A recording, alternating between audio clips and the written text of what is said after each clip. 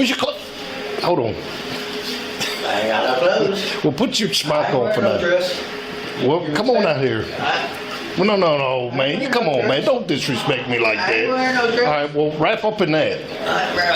Wrap up in the blanket. I got nightmares in my head, I fear thoughts build up until I can't hear, and my mind fills up into a creature.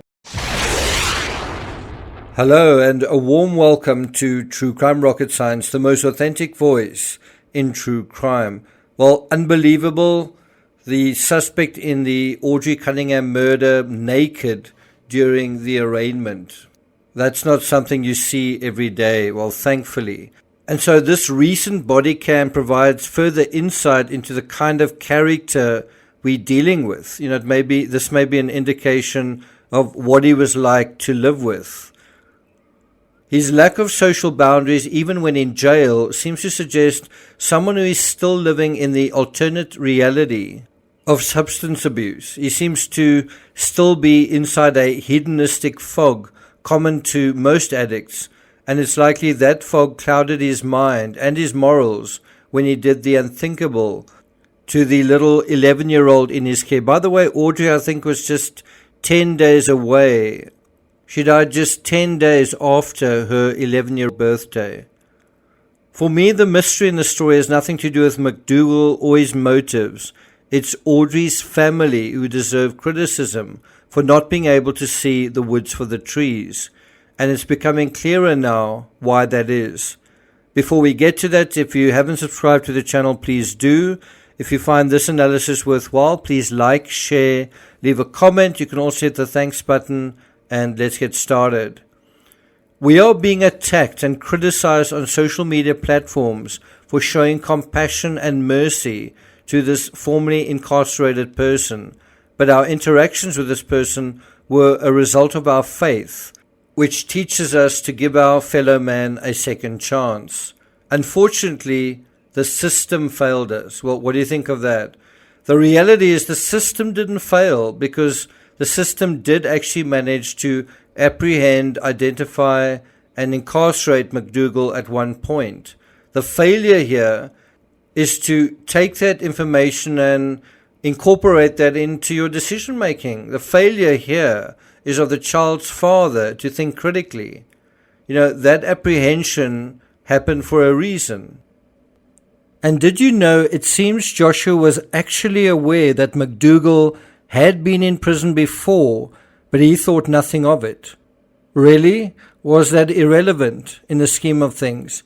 AUDRII's father also seems to have thought nothing of leaving his little girl in McDougal's custody on multiple occasions. Making matters worse, Joshua's mother, AUDRII's grandmother, Tabitha Munch, also lived on the property. You know, she could have provided a supervisor role as well. And she also seems to be part of this attempt to rehabilitate McDougal by putting him on babysitting duty with a small child. The fact that AUDRII died in circumstances where he was taking her to school, doesn't it suggest laziness of some sort and lazy thinking and acting out of convenience, not good morals? It's also strange that AUDRII's own mother, Cassie Matthews, didn't seem to know about McDougal babysitting AUDRII while Joshua was at work. Do you see there's quite a lot of didn't seem to know and wasn't aware going on? And then suddenly there's a nasty surprise when something horrible happens. Guess what? Horrible things tend to happen when we fail to pay the price of attention. What beggars belief is how folks confronted with this individual couldn't simply see him for who or what he is. McDougal, like many addicts, seems to be screaming through the haze of his tattoos, his contempt for society and himself. That's one thing if you're in college and activism is a thing. It's something far darker and uglier when you're 40-something antisocial. And I mean, look at these tattoos. What are they saying? Maybe your faith says don't judge a book by its cover, but God also helps those who help themselves. In other words, when someone shows you who they are, believe them. Another question is why Joshua's mother, AUDRII's grandmother, Tabitha Munch, couldn't look after Audrey. Rumors are swirling on social media that McDougal was also involved in a relationship with Audrey's blue-haired grandmother, Joshua's mother.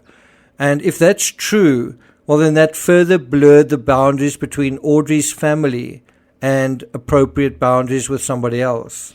In Audrey's world, Audrey's family were basically welcoming him in with a series of temptations.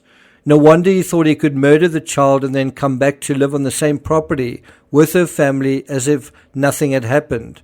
Why? Because he knew them to be super naive.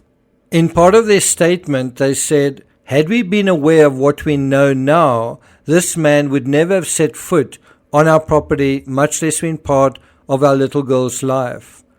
And to me, that is such a cop-out, because they did know McDougal wasn't a salt of the earth type. He didn't look like that kind of person, and they did know some of his backstory. But it seems like they ignored what is in front of them. They ignored what they knew.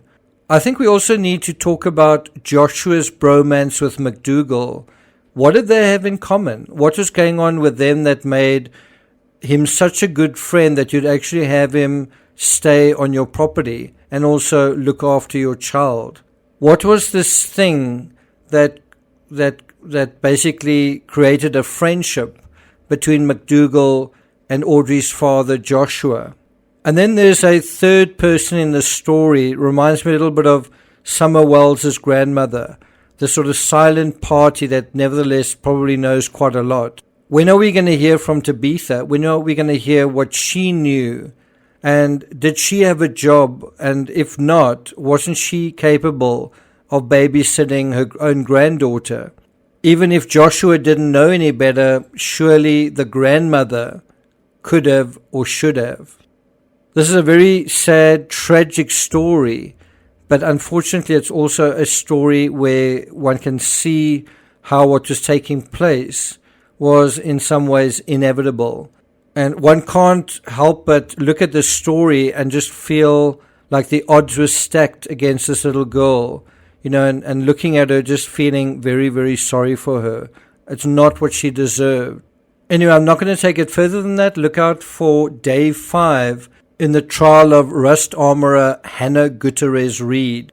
Day 5 kicks off with Hannah herself describing the events of the fatal day, October 21st, during an interrogation.